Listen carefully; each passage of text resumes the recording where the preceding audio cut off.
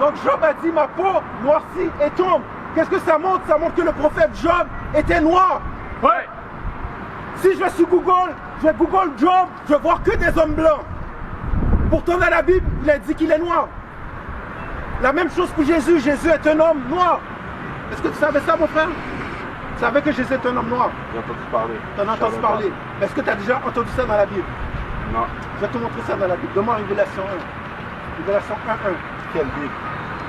N'importe quelle Bible que tu veux ouvrir. Mais présentement, on lit dans la Louis II. La Louis II? La Louis II. Apocalypse, Révélation, chapitre 1, verset 14. Juste une question, on va continuer. C'est quoi le signe que tu portes ici? Ça, c'est aussi Pharaon. Le signe Pharaon. Pourquoi tu portes le signe Pharaon? Parce que quoi? C'est parti des ancêtres. Tu sais que c'est parti des ancêtres? Je vais répondre à ça après, ok? Verset 14. Sa tête et ses cheveux étaient blancs comme de la laine blanche. Donc on dit que la tête du Christ, ses cheveux, donc on dit les cheveux de sa tête et les cheveux de son visage étaient blancs comme de la laine blanche. Ok, c'est quoi la texture de la laine? Crépus. Hein? Crépus. Les crépus, comme nos cheveux, n'est-ce pas? Donc, quand on regarde ce Christ-là, est-ce qu'il a des cheveux semblables à la laine? Ouais.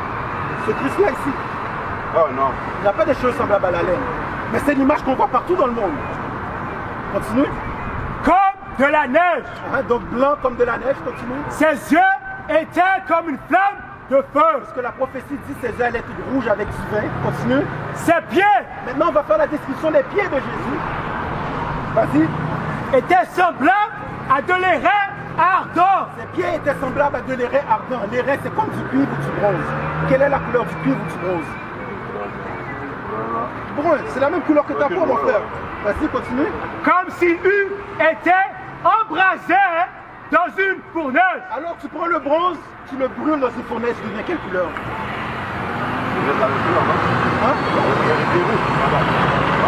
Quand tu le brûles, ça devient noir. Ça devient noir. Parce qu'il faut, si tu veux le polir, tu dois le brûler avant et après le polir.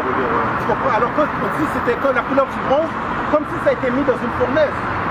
Alors ça veut dire que Jésus était très foncé, mon frère. Tu vois, maintenant tu sais que c'est dans la Bible. Alors tu dois savoir que si quelqu'un vient te prêcher et te montre cette image-là, tu sais déjà qu'il n'a pas la bonne compréhension de la Bible. Parce que tu vois comment on l'a lu clairement, et tu comprends? Il y a des gens qui lisent ces versets-là pendant 20 ans. Ils n'ont jamais réalisé que Jésus était noir. C'est vrai. Tu comprends? Maintenant, je vais adresser parce que tu as dit que les Égyptiens sont nos ancêtres, right? J'ai une question pour toi. Parmi nos ancêtres. Un parmi nos ancêtres. Les Égyptiens avaient un peuple en esclavage, n'est-ce pas? Ouais. Quel était le nom de ce peuple-là? Je peux pas dire le nom. Ok. Quelle était leur couleur de peau? Blanc. Blanc? Blanc, non? Mon frère, tu as déjà vu les hiéroglyphes, les images dans les pyramides, dans les tombes et tout ça? Non, je sais pas ça. Les esclaves, ils avaient été noirs. Les esclaves étaient noirs? Les esclaves, ils étaient noirs. Donne-moi Exode 11, verset 7. Je vais te montrer quelque chose. Exode, chapitre 11, verset 7. Mais parmi tous les enfants d'Israël, Donc parmi tous les enfants d'Israël, continue. depuis les hommes jusqu'aux animaux, pas même un chien ne remuera sa langue. Pas même un chien doit remuer sa langue.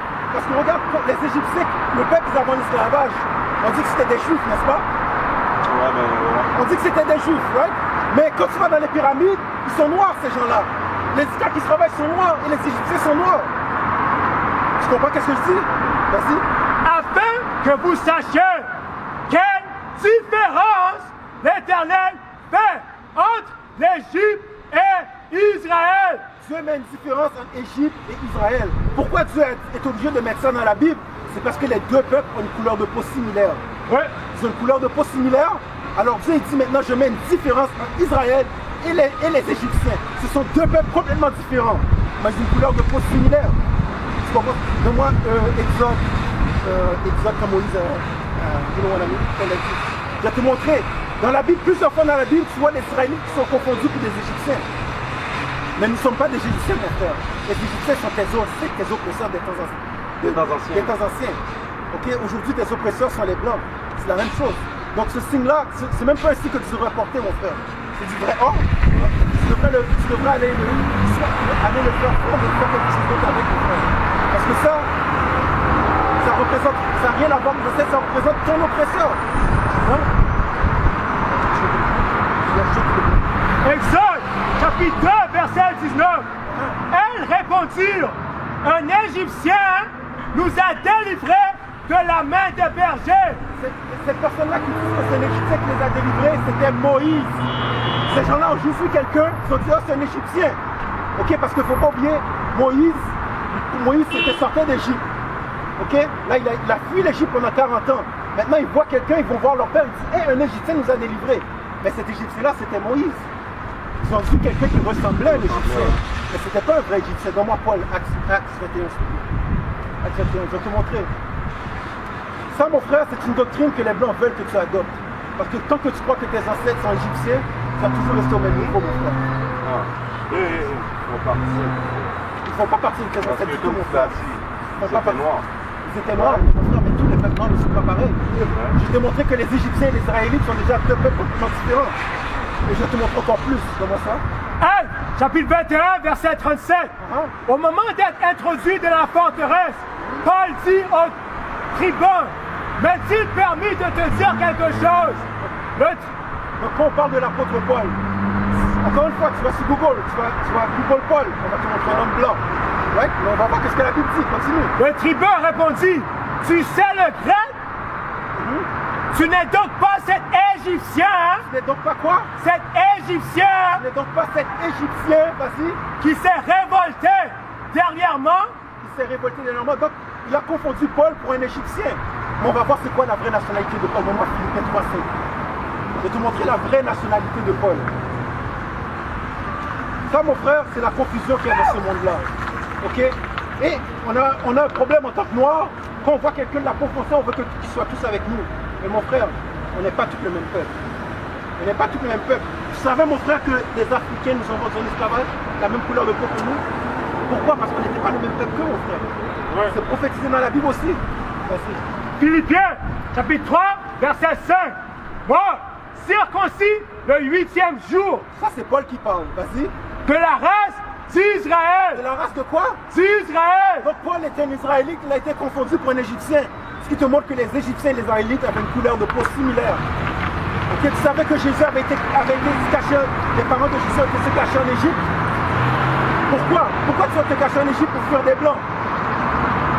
Parce que les Égyptiens ont une couleur de peau similaire. Ouais. Tu comprends? C'est simple. C'est simple. Mais les Égyptiens ne sont pas ton peuple. Donne-moi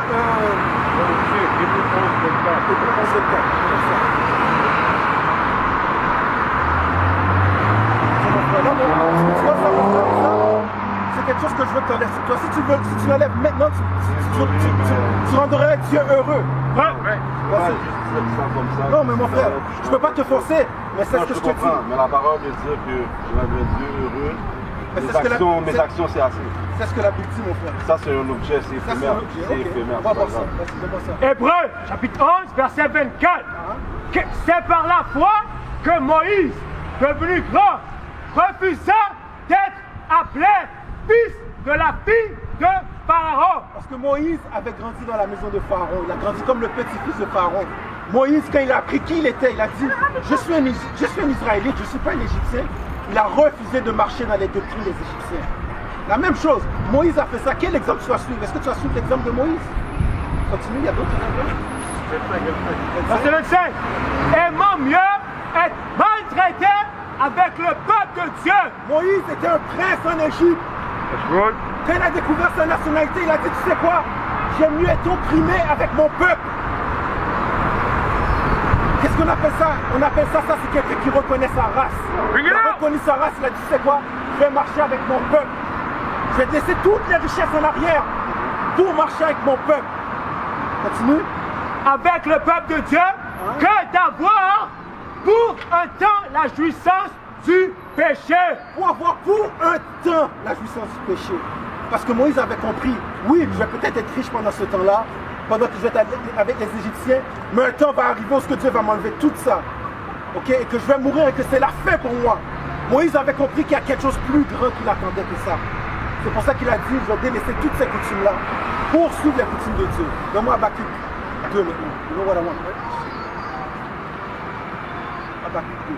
Tu vois mon frère, la croix, tu sais c'est quoi la croix? Est-ce que tu marcherais avec une croix?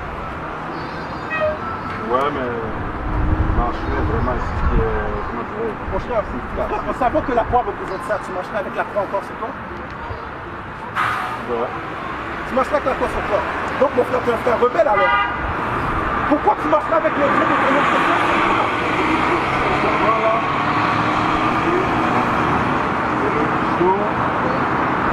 Moi, je dis ça un peu de côté. Je crois juste qu'il y a un être fort, un être plus fort que tout, que tout le monde relie. Je casse la tête, tu comprends? Tu ne dois pas lire de versets à gauche, tu ne dois pas lire un verset à droite, tu ne dois pas lire tout ensemble. Je ne cherche pas à... Sincèrement, je ne cherche pas de réponse, je me dis juste qu'il y a un homme qui est plus fort que tout le monde. J'ai une bonne nouvelle pour toi, mon frère. Nous ne sommes pas une religion. Okay. Nous suivons qu'est-ce que la Bible dit. Ouais. Okay? La Bible maintenant voici qu'est-ce que la Bible dit, qu'est-ce que tu dois faire. Vas-y. Habakkuk, chapitre 2, verset 18. À quoi sert une image taillée? La Bible dit à quoi sert une image taillée. Ton pharaon que tu as ici, c'est une image taillée. Quelqu'un qui porte une croix, c'est une image taillée. Le pharaon représente ton oppresseur dans les temps anciens. La croix représente ton oppresseur aujourd'hui qui est l'homme blanc. Les deux représentent tes oppresseurs. Relis ça du début. À quoi sert une image taillée? À quoi sert une image taillée? Continue. Pour qu'un ouvrier la taille. Ça, c'est quelqu'un qui l'a fait, mon frère. Quelqu'un qui a décidé, tu sais quoi, laisse-moi faire un pharaon, laisse-moi faire de l'argent avec ça. Et toi, tu l'achètes, on l'achète, tu sais qu'est-ce que tu es en train de faire? Tu te condamnes à mort. Tu te condamnes à mort en achetant ça. Mais tu as la chance, tu peux revenir. Mais peut-être que tu n'es pas prêt de t'en débarrasser maintenant. Mais mon frère, il faut que tu t'embarrasses. Parce que tu sais c'est quoi qui t'attend? Romains 6, 23. Vous avez une question? Je suis vraiment juste curieux de savoir qu'est-ce que vous voulez, le message que vous voulez transmettre. Le message qu'on veut transmettre, c'est ça, oui. On veut transmettre que les supposés noirs et les latinos sont les Israélites de la Bible. Nous sommes le peuple élu de Dieu. Vous venez d'où? Algérie. D'Algérie. Ok? Je vous pose une question. Qui sont les vrais juifs sur cette terre? Quelle est la couleur de peau des vrais juifs? La couleur, ça ne m'intéresse pas. Ça n'intéresse pas. Mais vous n'avez pas répondu à ma question. Laisse-moi te répondre, ok? Dans mon pays à moi, la couleur, c'est pas quelque chose que... Ok, donnez-moi juste une minute, laissez-moi juste une minute. Allez-y. Romains, chapitre 6, verset 23. Voici qu'est-ce qui risque de t'arriver, mon frère. Car le salaire du péché, c'est la mort. Le salaire du péché, c'est la mort, mon frère. C'est ce qui risque de t'arriver. Est-ce que tu sais que ce qui se passe on te tue. Mon jour était venu. Ton jour était venu. Mon jour est écrit. Ton jour était venu, mais quand tu meurs comme ça, c'est fini pour toi, mon frère. C'est fini pour toi. Parce que tu vas voir le royaume de Dieu, même si tu meurs aujourd'hui, en suivant les commandements de Dieu. Tu savais ça? Bon, alors pourquoi tu ne suis pas les commandements? Je suis pas là, c'est ça là. We used to scream black power while Heron was pushed. But at the end of the day, nothing's in vain. IUIC has been given a vision. The tents of Judah has risen. Many has attempted the mission. Minor murmuring, omitting, and missing the mark. Just reading that he had the flame of fire in his eyes gave us the spark. We on Paul's mission. We out on the road, purple and gold. From Mexico, Cuba, Haiti, Ghana, Sierra Leone. 144,000 boots banging, concrete crackling. These are how men repented at heart. The scriptures is proof. IUIC, we deliver the truth.